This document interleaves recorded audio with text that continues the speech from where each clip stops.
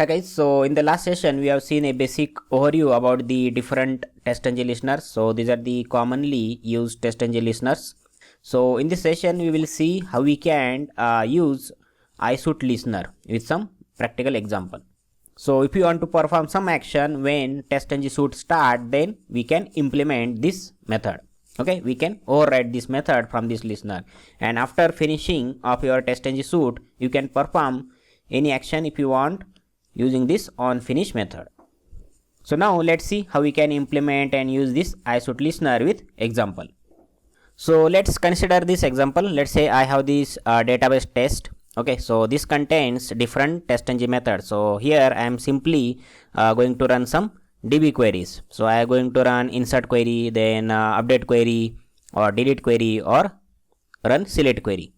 Okay, so before running this query, I need to start my database connection, right? So I am going to run all these methods from this database test using our TestNG XML. Okay, so this is our suite, database test suite, and this is the test we have created. So before I run any database query, I need to start my database connection, right? And once all the queries or all the methods are completed from this class, I need to finish, or I need to stop my database connection. So in order to do that, we need to create one TestNG class here, right? So first I will create, let's say, package, and inside this folder I am going to add my listeners. So this is my listeners package, and under that I am going to create a class which will implement our iSuite listener. So we need to implement the iSuite listener, so we need to use the implements keyword here and iSuite listener. So from this listener I am going to use on start method. So we need to override this method, so we don't need this. So I am going to simply print, let's say, so we will simply print opening connection to database, and if you want you can print the suite name as well. So let's say starting, and how you can print the suite name that you are going to run with the TestNG XML. So that name you can use or get using this suite variable. Okay, so this is our parameter suite dot get name method you can call.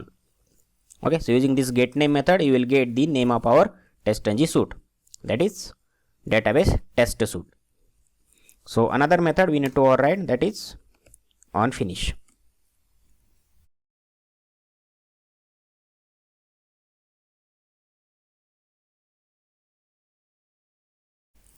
So we have just created a class which is implementing this iSuite listener, but we have not provided any knowledge to this TestNG XML file that where my listener is available and which TestNG class it is going to listen.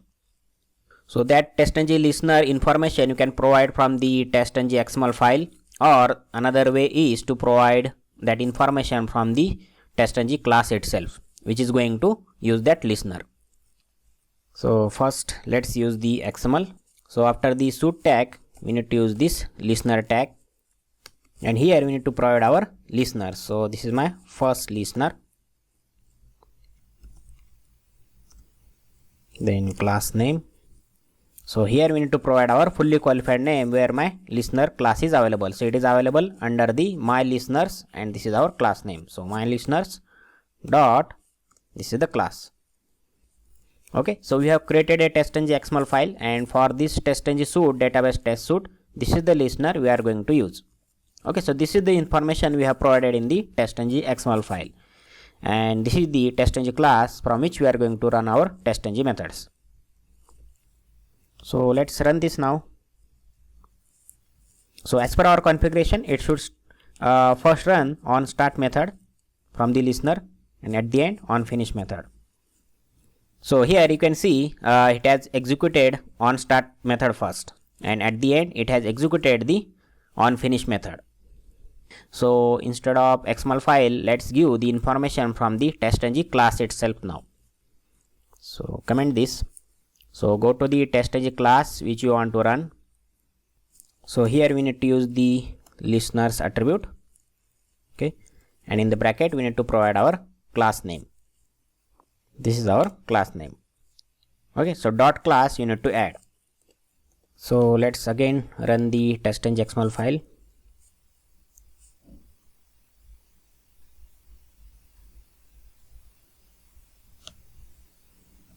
So again you can see it has executed on start method first, opening the connection to the database. After that it has executed our test cases, and once it is done it has closed our database connection, means it has executed our on finish method. So these are the two ways we can provide the listener information to tell our test-ng that where my listener or custom listener class is available in my project. So that is all for this session guys. I will see you in the next video soon. Thank you.